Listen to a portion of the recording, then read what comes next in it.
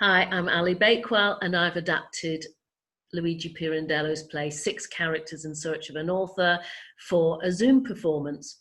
I'm interviewing some of the cast and crew to find out different aspects of the play and their experience of this different format.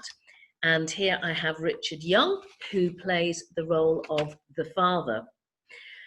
Richard, you have the most lines to learn of any of the cast. What techniques do you use to learn lines?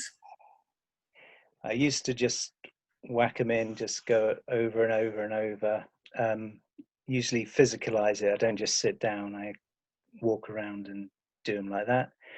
I've got increasingly interested in looking for patterns, looking for wow words, looking for patterns of plosives or whatever they're called.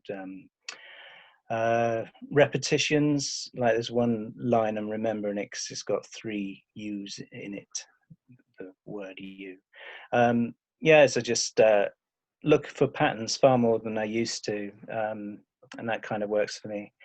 I know some people like listening to taped versions, but I've never tried that, so I'm not going to try it now. I'll not on this one. Thank you. The father character is very complex. What aspects of the father do you identify with most? Well, his actions don't speak too well of him, but he feels quite sorry for himself. So I've spent quite a lot of my life feeling sorry for myself. So I'm interested in trying to make, because his actions so clearly damn him, I want to make him as nice as possible. That's what interests me, to present black as white, if you like, to make it as hard as possible for the audience to dislike me, but they will, because they'll hear of my actions. So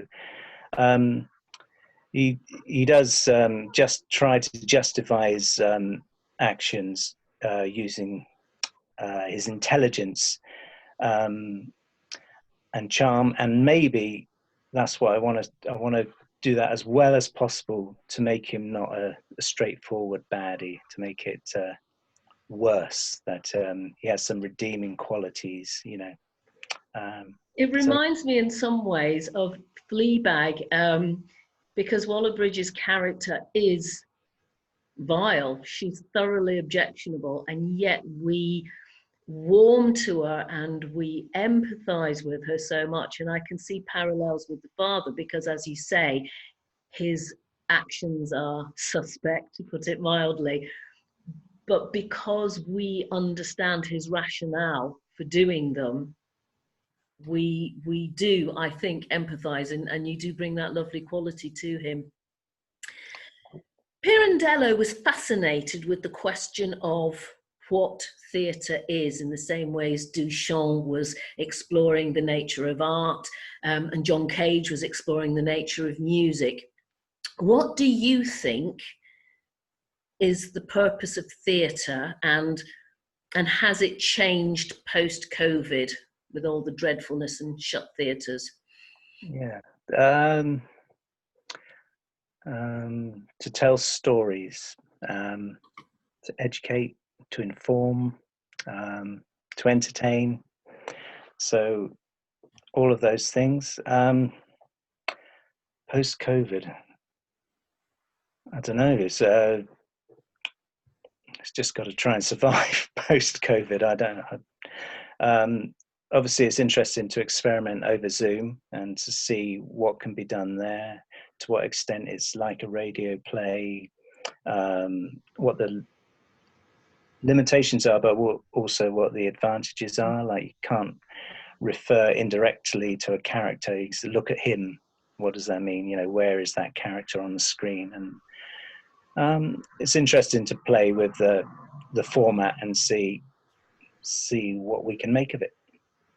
And Pirandello did send up the whole notion of the physicality of theatre when it was first put on 100 years ago. And I hope that we're doing the same thing with just exploring the ridiculousness that is a Zoom communication. Thank you. Six Characters in Search of an Author will be performed by West Bridgford Dramatic Society on the 12th, 13th and 14th of November, live via Zoom. So please join us then. Thank you, and thank you, Richard. Thank you.